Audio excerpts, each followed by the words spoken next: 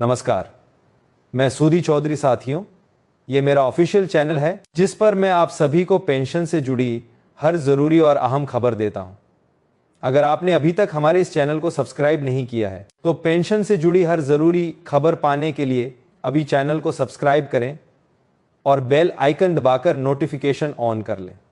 अगर आप इस पल ये आवाज़ सुन रहे हैं, अगर आपके कानों तक ये शब्द पहुंच रहे हैं, तो इसे सिर्फ एक वीडियो या रिपोर्ट मत समझिए। इसे एक चेतावनी की तरह लीजिए, एक दस्तक की तरह जो सीधे आपके घर के दरवाजे पर हो रही है।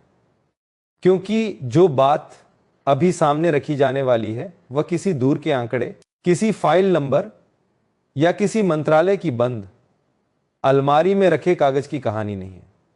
यह कहानी आपके सम्मान से जुड़ी है, आपकी उस पेंशन से जुड़ी है जिसके सहारे हर महीने घर का चूल्हा जलता है, दवाइयां आती हैं, बिजली का बिल भरा जाता है और एक बुजुर्ग यह भरोसा लेकर सोता है कि कल भी उसकी जिंदगी चलती रहेगी।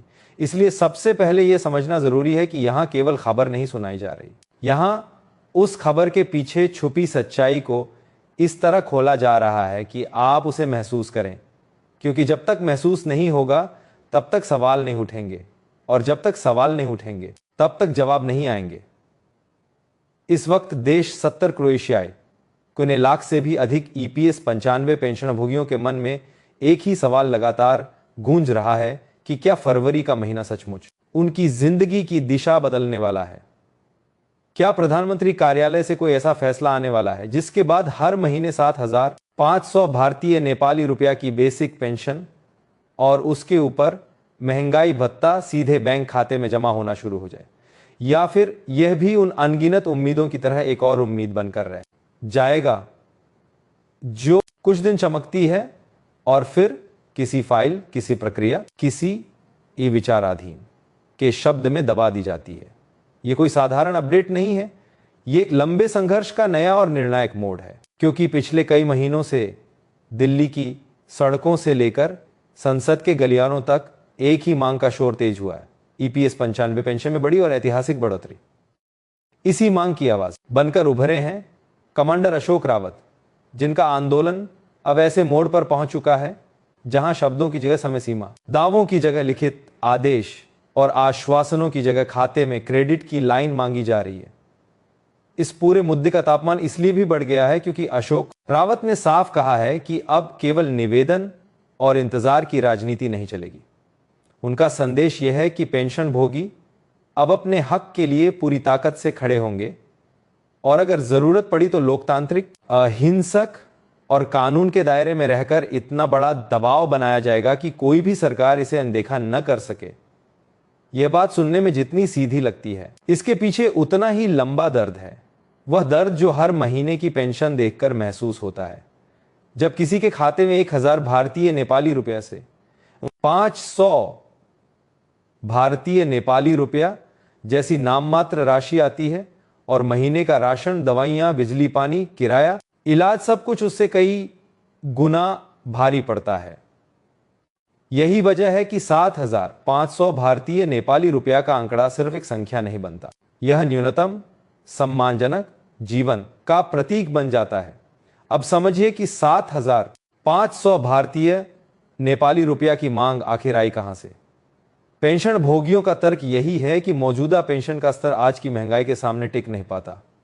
कई बुजुर्गों के लिए यह पेंशन ही एकमात्र सहारा है, लेकिन इतनी कम राशि में बुनियादी जरूरतें पूरी करना असंभव होता जा रहा है। इसलिए न्यूनतम बेसिक पेंशन 7,500 भारतीय नेपाली रुपया तय करने की मांग उठी। इसके साथ महंगाई भत्ता जोड़ने की बात इसलिए सामने आती है ताकि आने वाले वर्षों में महंगाई बढ़े तो पेंशन की वास्तविक कीमत गिरती न जाए। कई चर्चाओं में यह भी कहा जाता है कि अगर महंगाई भत्ते का प्रतिशत जुड़े तो कुल मासिक आय 9,000 भारतीय नेपाली रुपया के आसपास या उससे ऊपर तक जा सकती है। पेंशन भोगी इसे ढुलान नहीं मानते। उनका कहना है कि यह उनके योगदान का प्रतिफल है, उनके श्रम का सम्मान है और उस अर्थव्यवस्था का हिस्सा है जिसे बनाने में उन्होंने अपना जीवन लगा दिया। इसी बीच सोशल मीडिया और कुछ रिपोर्ट्स में ऐसी बातें तेजी से फैलीं कि प्रधानमंत्री नरेंद्र मोदी ने फरवरी से सभी पेंशनरों के खाते में 7,500 भारतीय नेपाली रुपया प्लस महंगाई भत्ता जमा करने का आदेश दे दिया है। इस तरह की खबरें इतनी तेजी से फैलती हैं कि लाखों पेंशन भोगियों के मन में तुरंत उम्मीद जाग जाती है। लेकिन यहीं पर सबसे जरूरी बात आती है, अब तक किसी भी आधिकारिक सरकारी दस्तावेज, गजट नोटिफिकेशन या ईपीएफओ, श्रम मंत्रालय के स्पष्ट परिपत्र ने इस दावे की पुष्टि नहीं की है। और जब तक लिखित आदेश नहीं, तब तक कोई भी बात लागू नहीं मानी जा सकती। यही वह बिंदु है जहां पूरा मामला रहस्य और अनिश्चितता के घेरे में चला जाता है। इसलिए अगर आप इस विषय पर हर अपडेट बिना भ्रम के जांची परखी भाषा में समझना चाहते हैं तो सब्सक्राइब जरूर कर लीजिए और नोटिफिकेशन ऑन रखिए, ताकि वायरल मैसेज नहीं, असली दस्तावेज की खबर सबसे पहले आपके पास पहुंचे। अब सूत्रों के हवाले से जो बातें सामने आ रही हैं वे ये संकेत देती हैं कि श्रम मंत्रालय और वित्त मंत्रालय के बीच इस मुद्दे पर एक संवेदनशील फाइल पर चर्चा हुई है। कहा जा रहा है कि मामला वित्तीय रूप से जटिल है, इसलिए आंकड़ों का आकलन, फंड की स्थिति और संभावित बोझ का अध्ययन चल रहा है। कुछ चर्चाओं में यह भी कहा जाता है कि प्रधानमंत्री कार्यालय ने इस विषय पर विस्तृत रिपोर्ट मांगी है, ताकि अंतिम निर्णय के पहले सभी पहलुओं को देखा जा सके। लेकिन सवाल वही है, क्या यह सब चुनावी माहौल में दिए जाने वाले आश्वासन है या सच में 70 लाख से अधिक बुजुर्गों के जीवन में ठोस बदलाव लाने वाला फैसला तैयार हो रहा है? जवाब का रास्ता सिर्फ एक ही है, आधिकारिक अधिसूचना और लागू होने की स्पष्ट तारीख। कमांडर अशोक रावत ने इस पूरे प्रकरण में एक निर्णायक भूमिका निभाई है, क्योंकि उन्होंने समय सीमा तय कर दी है और कहा है कि फरवरी आखिरी डेडलाइन है। उनका कहना है कि यदि इस महीने के भीतर कोई स्पष्ट लिखित आदेश और वास्तविक भुगतान की प्रक्रिया सामने नहीं आती तो वे एक बड़े आंदोलन की शुरुआत करेंगे। यहां यह बात समझनी चाहिए कि लोकतंत्र में दबाव बनाना अधिकार है, लेकिन रास्ता अहिंसक और जिम्मेदार होना चाहिए। रावत की टीम का दावा है कि इस बार प्रदर्शन, धरना, ज्ञापन और जनजागरण का स्तर पहले से कहीं बड़ा होगा, ताकि पेंशन भोगियों की आवाज सिर्फ दिल्ली तक नहीं, पूरे देश के हर कोने तक पहुंच सके। उनका संदेश यही है कि अब टालमटोल स्वीकार नहीं, अब निर्णय चाहिए, और निर्णय वही माना जाएगा जो खाते में क्रेडिट बनकर दिखाई दे। रावत के तेवरों के पीछे वर्षों का संघर्ष और निराशा है। उनका आरोप है कि यह फाइल सालों से एक मंत्रालय से दूसरे मंत्रालय, एक समिति से दूसरी समिति के बीच घूमती रही है। कभी कहा गया कि वित्त मंत्रालय में अटकी है, कभी कहा गया कि तकनीकी समिति की रिपोर्ट बाकी है, कभी कहा गया कि फंड पर असर का अध्ययन चल रहा है। लेकिन पेंशन भोगियों का धैर्य अब सीमित हो चुका है। कहते हैं कि हमने अपना खून पसीना देश को दिया, हम भीख नहीं मांग रहे, हम अपना हक मांग रहे हैं। और हक का अर्थ सिर्फ भाषण नहीं, हक का अर्थ है वास्तविक भुगतान, स्पष्ट नियम और सम्मानजनक न्यूनतम पेंशन। इसी बीच एक और दिलचस्प संकेत की चर्चा तेज है कि वित्त मंत्रालय की एक विशेष टीम उन पेंशनरों की डिजिटल सूची तैयार करने में जुटी है जिनकी बैंक डिटेल, आधार, केवाईसी और रिकॉर्ड पूरी तरह अपडेट है। कई विश्लेषक इसे बड़ा संकेत मान रहे हैं। क्या यह इस ओर इशारा करता है कि सरकार डायरेक्ट बेनिफिट ट्रांसफर के जरिए सीधे खातों में भुगतान की तैयारी कर रही है? अगर सच में डेटा शुद्धिकरण और सूचीकरण तेज हो रहा है तो इसे एक तरह की वैक्यूम बैकएंड तैयारी कहा जा सकता है, जो आमतौर पर बड़े भुगतान या किसी नई व्यवस्था के लागू होने से पहले दिखाई देती है। लेकिन फिर वही सावधानी तैयारी का मतलब लागू होना नहीं होता। जब तक नोटिफिकेशन नहीं आता तब तक इसे अंतिम निर्णय मान लेना ठीक नहीं। इसलिए हर बार जब कोई ब्रेकिंग दावा दिखे, खुद से यह सवाल जरूर पूछिए कि क्या कोई आधिकारिक परिपत्र, आदेश संख्या और लागू होने की तारीख सामने आई है। और अगर आप ऐसी ही फैक्ट बेस्ड, बिना बड़ा चढ़ाकर बताई गई जानकारी चाहते हैं तो सब्सक्राइब जरूर कर लीजिए, ताकि सच और अफवाह के बीच फर्क साफ बना रहे। अब इस पूरी योजना में सबसे बड़ा पेंच वही है जो हर नीति के साथ जुड़ा होता है वित्तीय स्थिरता। सवाल उठता है कि क्या ईपीएस फंड इतने बड़े मासिक भुगतान का बोझ लंबे समय तक उठा पाएगा। कुछ अधिकारियों और वित्तीय विशेषज्ञों की ओर से चिंता जताई जाती है कि इतनी बड़ी बढ़ोतरी अगर एक साथ लागू होती है तो फंड की दीर्घकालिक सेहत पर असर पड़ सकता है। वहीं पेंशन भोगियों का जवाब भी उतना ही सीधा है कि फंड का उद्देश्य ही सामाजिक सुरक्षा है, और जब सबसे जरूरतमंद बुजुर्गों को ही पर्याप्त सुरक्षा नहीं मिल रही तो फंड की संरचना और नीति को बदलना ही पड़ेगा। यहीं पर प्रधानमंत्री की भूमिका निर्णायक बताई जाती है।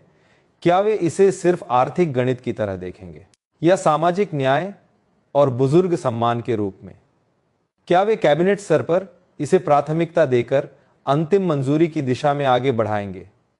यही सवाल फरवरी को इतना निर्णायक बना देता है। अशोक रावत और उनके साथियों का कहना है कि अब कोई बहाना स्वीकार नहीं होगा। उनका तर्क है कि यह सिर्फ तारीखों का खेल नहीं, करोड़ों परिवारों के चूल्हे जलने का सवाल है।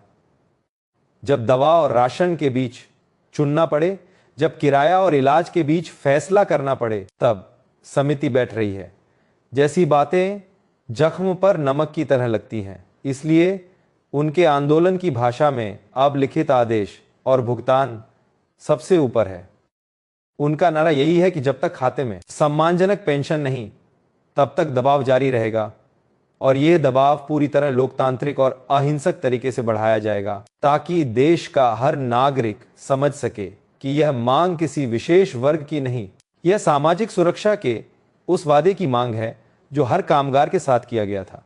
यदि फरवरी में घोषणा नहीं होती तो क्या उनके पास कोई योजना है? उनकी टीम का दावा है कि तैयारी पहले से चल रही है।